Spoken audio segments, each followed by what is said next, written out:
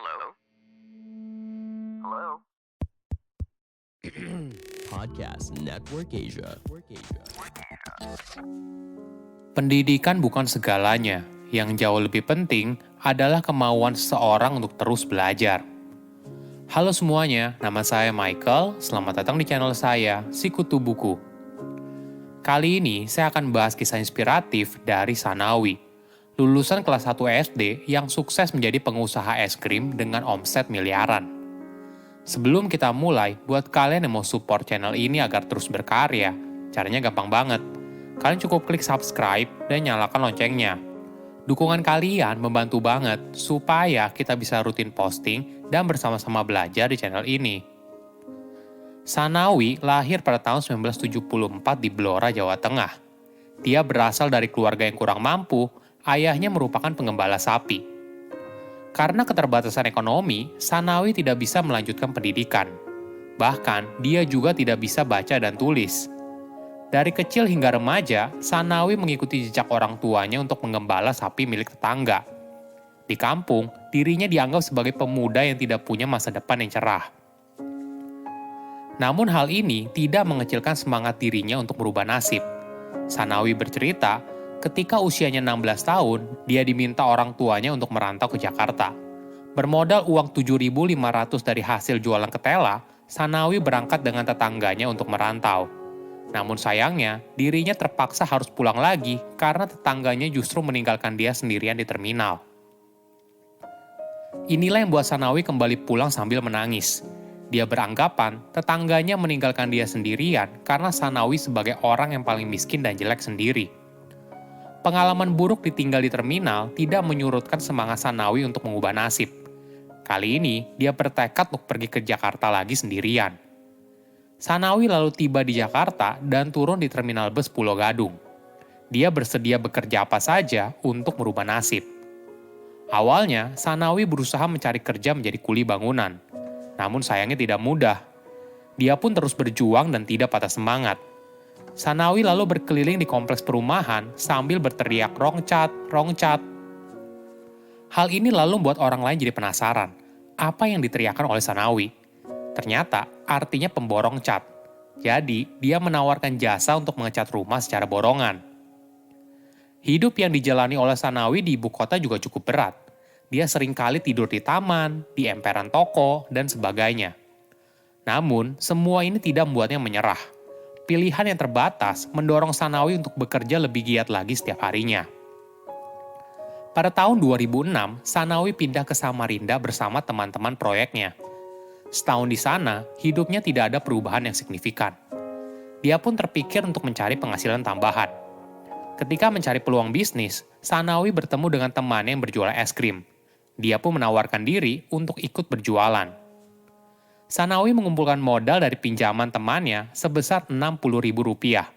Setiap hari, dia pergi berkeliling dengan sepeda untuk menjual es krim buatan salah satu merek ternama dengan harga Rp1.000. Perjalanan Sanawi berjualan dari rumah ke rumah ternyata membuahkan hasil. Walaupun sering juga dia diusir oleh orang tua yang tidak mau anaknya membeli es krim. Dalam sehari, Sanawi berhasil mengantongi keuntungan sebesar Rp150.000. Kenyataan ini baru membuat dia sadar kalau berjualan es krim sangat menjanjikan. Dia pun semakin bersemangat. Dengan hidup sangat hemat, Sanawi mengumpulkan uang sedikit demi sedikit. Bahkan saat itu, dia punya prinsip kalau pantang makan sebelum laku. Sanawi pun akhirnya berhasil membeli motor dan mobil untuk penunjang usahanya. Namun tidak berhenti sampai di situ, dia pun tetap belajar cara berbisnis. Sanawi punya prinsip, kalau mau kaya harus bergaul dengan orang yang kaya. Itulah yang dirinya lakukan. Sanawi berusaha berbaur dengan para pedagang es krim yang sukses. Dari situ, Sanawi belajar untuk mengembangkan potensi bisnis es krim. Dia tidak hanya berjualan sendirian, namun Sanawi juga berusaha untuk membangun jaringan penjualan es krim. Lalu, dia pun membujuk teman sesama kuli bangunan untuk beralih profesi. Sanawi menjanjikan kalau berjualan es krim lebih menguntungkan.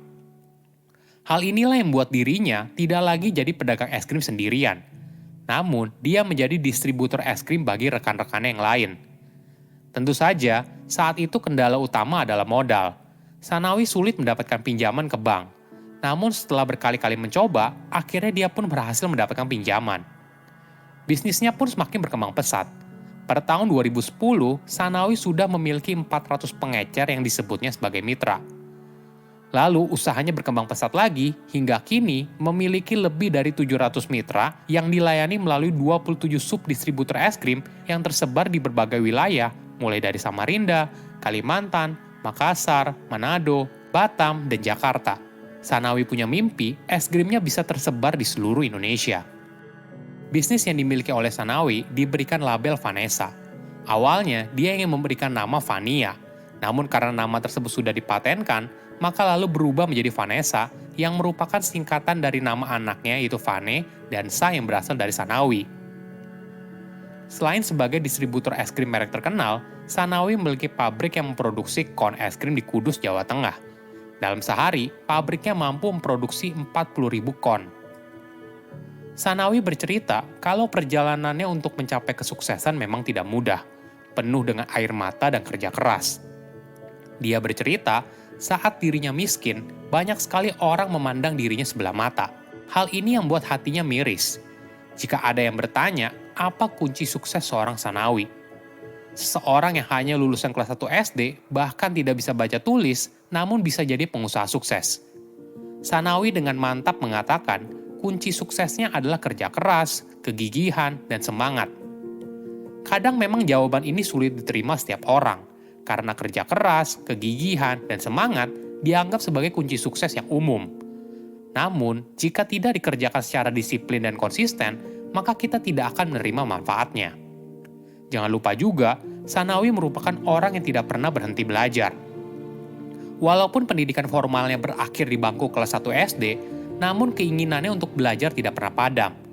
Sanawi belajar untuk membaca dan menulis agar dirinya bisa memahami perjanjian dalam urusan administrasi bisnis. Bukan hanya itu, dia juga bergaul dengan para pedagang es krim yang sukses untuk belajar bagaimana cara mereka menjadi pedagang es krim yang sukses. Keinginannya sangat besar untuk belajar, itulah yang mendorong Sanawi bisa ada di posisi sekarang. Ada pengalaman yang unik. Sanawi takut ketika diminta tanda tangan di atas materai. Maklum saja, pendidikan yang terbatas membuat dirinya banyak mendapat informasi yang kurang tepat.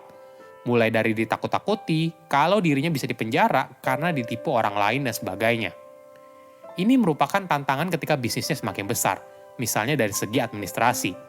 Apalagi di salah satu bisnis Sanawi yang bergerak di jasa sewa menyewa kontainer. Dia harus berurusan dengan surat perjanjian, entah perjanjian sewa atau beli. Sanawi saat itu tidak bisa baca tulis, namun kenyataan ini tidak membuat dia patah semangat. Sanawi lalu minta anaknya untuk mengajarkan dia membaca dan menulis.